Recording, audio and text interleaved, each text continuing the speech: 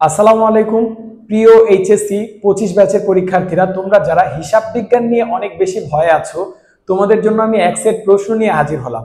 এটা অনেকেই সাজেশন বলতে পারো, বাট আমি যে প্রশ্নগুলো এখন তোমাকে বলে দেবো এগুলাই তোমার হিসাব বিজ্ঞান প্রথম পত্র পরীক্ষায় আসবে। তো দেরি না করে আমরা শুরু করি। আমরা জানি আমাদের প্রশ্ন আসবে হিসাব বিজ্ঞান প্রথম পত্রে 11টা টোটাল, 11 দাগে কোশ্চেন আসবে এবং আমাদের দিতে হবে 7টা। এখন 7টার মধ্যে প্রথম যে দুইটা সৃজনশীল থাকে সেটা হচ্ছে অধ্যায় 9 থেকে।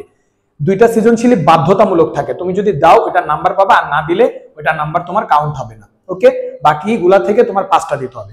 তো এখন অধ্যায় 9 থেকে যেহেতু প্রথম দুইটা কোশ্চেন আসবে, তো আমি এই অধ্যায় 9টা একটু বুঝিয়ে দিই। এখানে একটা সৃজনশীল আসবে হচ্ছে তোমার সেবামূলক প্রতিষ্ঠান থেকে, আরেকটা সৃজনশীল আসবে হচ্ছে তোমার উৎপাদনকারী প্রতিষ্ঠান থেকে। এখন সেবামূলক প্রতিষ্ঠান থেকে যেটা আসবে সেটার কতে তোমাকে বলবে হয় সাপ্লাইজ খরচ, না হয় বীমা খরচের পরিমাণ নির্ণয় করো।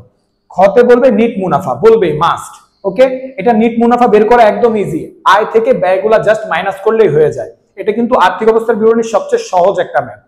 তারপর গতে তোমাকে বলবে আর্থিক অবস্থার বিবরণী প্রস্তুত করতে। তো এটা অনেক সহজ হয়, তোমরা যারা দুইটা দিতে চাও না, মানে কম পড়াশোনা করে ভালো করতে চাও, তারা আমি বলবো এই একটা অবশ্যই প্র্যাকটিস করে যাবা, তাহলে তুমি 6টা অ্যাটলিস্ট দিয়ে আসতে পারবা, 7টা মানে না দিতে পারলেও। এবার আসো অধ্যায় 9 থেকে দ্বিতীয় নাম্বার যে সৃজনশীলটা আসবে, এটা হচ্ছে উৎপাদনকারী প্রতিষ্ঠান থেকে। উৎপাদনকারী প্রতিষ্ঠান কিভাবে আমরা বুঝবো? সমন্বয়ের মধ্যে আমাদের সমাপনী মজুত পণ্যের কথাটা বলবে, আর না হয় আমাদের রেওয়া মিলের ভিতরে ক্রয় বিক্রয় কথাটা থাকবে। ওকে, আর এগুলা না থাকলে আমরা ধরবো সেবামূলক প্রতিষ্ঠান। তো আমরা এখন এটা যে দিব, এটার মধ্যে কি কি আসতে পারে? কত নিট দেনাদার, ঋণের সুদ, বিনিয়োগের সুদ, কুরিন খরচের পরিমাণ, অথবা ভ্যাট হিসাব। এই ভ্যাট হিসাবটা অনেক বেশি ইম্পর্টেন্ট, এটা আসবেই। ঠিক আছে, তো খতে তোমাকে বলতে পারে মোট মুনাফা, পরিচালন মুনাফা অথবা নিট মুনাফা নির্ণয় করতে। আর গতে তোমাকে বলতে পারে আর্থিক অবস্থার বিবরণী অথবা মালিকানা সত্ত্ব বিবরণী নির্ণয় করতে। এর বাইরে আর কিচ্ছু দিবে না, একদম 100% শিওর। এবার তুমি এগুলা যদি প্র্যাকটিস করতে চাও, 23 অথবা 24 সালের বোর্ডগুলো তো অনেক বেশি হয়ে যায় তোমার জন্য। তো আমি বাছাইকৃত কয়েকটা সৃজনশীল তোমাকে দিছি, এগুলা প্র্যাকটিস করে গেলে আর এনাফ, কিচ্ছু লাগবে না। তাহলে দেখো, যশোর বোর্ড 23-এর 1-2 নাম্বারটা প্র্যাকটিস করবা, রাজশাহী 24-এর 1, যশোর 23-এর 1-2, আর বরিশাল 22-এর 1, আইডিয়াল কলেজ মতিঝিল এটা 25 সালের যে টেস্ট পেপার আছে এটা, মানে তোমাদের যেটা রাজ্যক উত্তরাটা করবা, ভিকারুন্নেসা, মুন্সি আব্দুর রউফ, সোনার বাংলা কলেজ। এগুলা যদি তুমি একটু ভালো মতো দেখে যাও, প্র্যাকটিস করে যাও বুঝে বুঝে, তাহলে তুমি 1-2 সৃজনশীল যেটাই আসুক পারবা। ওকে, এবার আসি 3 নাম্বার সৃজনশীল যেটা থাকবে অধ্যায় 1-এর থেকে। অধ্যায় 1-এর থেকে যে সৃজনশীলটা থাকবে, এখানে তোমাকে কতে বলবে প্রারম্ভিক মূলধন অথবা উত্তোলনের পরিমাণ নির্ণয় করো। ঠিক আছে, আর খতে তোমাকে বলবে জাবেদা অথবা মালিকানা সত্ত্ব নির্ণয় করো। এখন প্রারম্ভিক মূলধন যে তুমি নির্ণয় করবা, এখানে কিন্তু কিছু জিনিস আছে, যেমন পণ্য থাকলে 1 তারিখে কি কাজ করতে হয়, ব্যাংক ঋণ অথবা ঋণ থাকলে কি কাজ করতে হয়, এরকম টাইপের কিছু কনফিউশন আছে। এগুলো দূর করানোর জন্য আমি ইম্পর্টেন্ট কিছু সৃজনশীল দিচ্ছি, দেখো। তারপর জাবেদা অথবা মালিকানা সত্ত্ব করতে বলতে পারে, হিসাব সমীকরণ করতে বলতে পারে, যেটা টেবুলার ছকের মাধ্যমে আমরা করি, a = l + ওই। তো তুমি এই জিনিসগুলো একটু ভালোভাবে দেখে যাবা। তো এইখানের মধ্যে দেখো তো, তোমার রাজশাহী বোর্ড 23 সালের, রাজশাহী 24 সালের 3 নাম্বার, আর যশোর 22-এর 3 নাম্বার, এগুলো যদি প্র্যাকটিস করো এনাফ, আর কিছু লাগবে না। ওকে, আচ্ছা, এবার আসো অধ্যায় 2-এর। অধ্যায় 2-এর মধ্যে তোমার কি বলতে পারে একটু যদি আমরা দেখি, অধ্যায় 2-এর মধ্যে তোমাকে বলতে পারে কতে অনগদ লেনদেন অথবা নগদ বাট্টা অথবা নগদান বইতে বহির্ভূত, মানে নগদান বইতে আসে না কোন লেনদেনগুলো, এগুলা লেখো। ওকে, তাহলে এই জিনিসগুলো কিন্তু অনেক বেশি আসছে, আমি কিন্তু বোর্ড অ্যানালাইজ করে তারপর এই সাজেশনটা বানাইছি। তো গতে তোমাকে বলতে পারে 2 ঘর অথবা 3 ঘর নগদান বই প্র্যাকটিস করো। ওকে, এরকম টাইপের একটা সৃজনশীল আসবে, টোটাল আসবে 2টা সৃজনশীল এখান থেকে। ওকে, এখান থেকে আসবে একটা, এখান থেকে আসবে 2টা। তো 2টার মধ্যে আরেকটা আসবে খুচরা নগদান বই থেকে। তাহলে খুচরা নগদান বই থেকে কি বলতে পারো? অগ্রদত্ত টাকার পরিমাণ, অগ্রদত্ত মানে অগ্রিম পদ্ধতি যেটা। তারপর কি অগ্রদত্ত খুচরা নগদান বই খতিয়ান প্রস্তুত করো। এই জিনিসগুলো যদি দেখো, তুমি 2টা সৃজনশীলই পারবে। এবার এগুলোর থেকে আমি বাছাইকৃত কয়েকটা সৃজনশীল দিছি, যশোর বোর্ড 24-এর 5-3, কুমিল্লা বোর্ড 24-এর 4, আর যশোর বোর্ড 23-এর 4 আর হচ্ছে 6। এই সৃজনশীলগুলো যদি একটু তুমি ভালোভাবে দেখো, তাহলেই তোমার জন্য এনাফ, আর কিছু লাগবে না আশা করি। তো তারপর যদি আমরা আসি এইখানের মধ্যে অধ্যায় 3 থেকে একটা সৃজনশীল আসবে।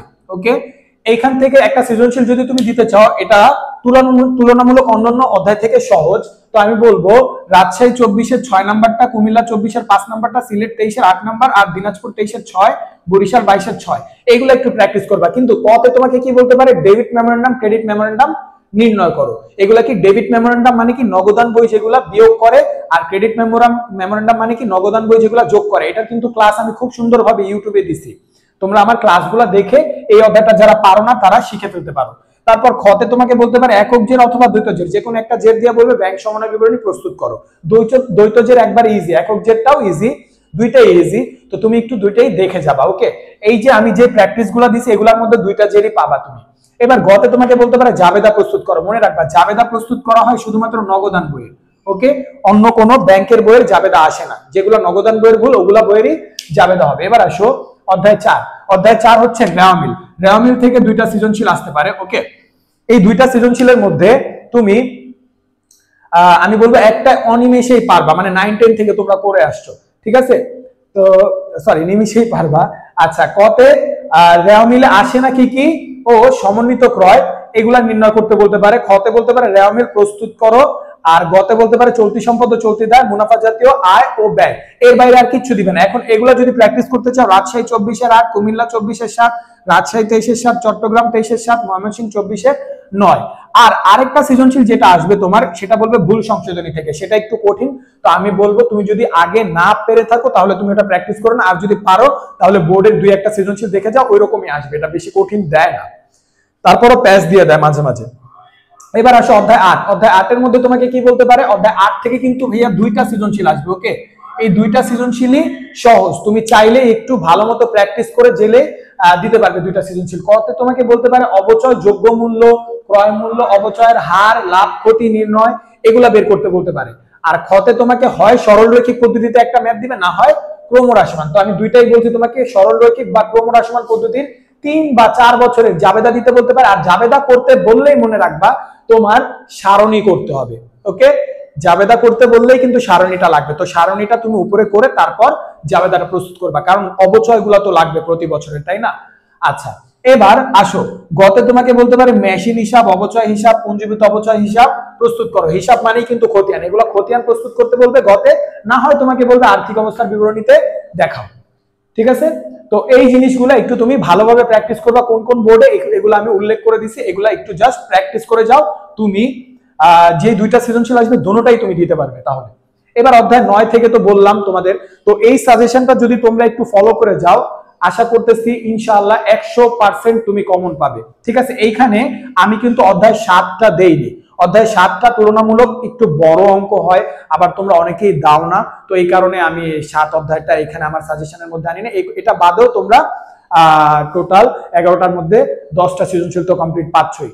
তো এইগুলা তোমরা একটু স্ক্রিনশট মেরে বাসায় ভালোভাবে প্র্যাকটিস করো। আর এমসিকিউর জন্য আমার সাজেশন হচ্ছে 23 সাল ও 24 সালের সকল বোর্ডগুলা তোমরা বুঝে বুঝে একটু প্র্যাকটিস করে যাও, এমসিকিউ তাহলে ভালো করতে পারবে। তুমি একটু পরিকল্পনা করে পড়াশোনা করো এই কয়দিন, ঠিক আছে? তোমার হাতে তো 2-3 দিন সময় আছে, তো তুমি একদিন সৃজনশীলগুলা সবগুলা যারা প্র্যাকটিস করবা করে নাও, আর একদিন পুরা বোর্ডগুলা ধরে ধরে প্র্যাকটিস করো, ঠিক আছে? তো তোমাদের জন্য শুভকামনা, ইনশাআল্লাহ তোমাদের পরীক্ষা অনেক ভালো হবে। আল্লাহ হাফেজ।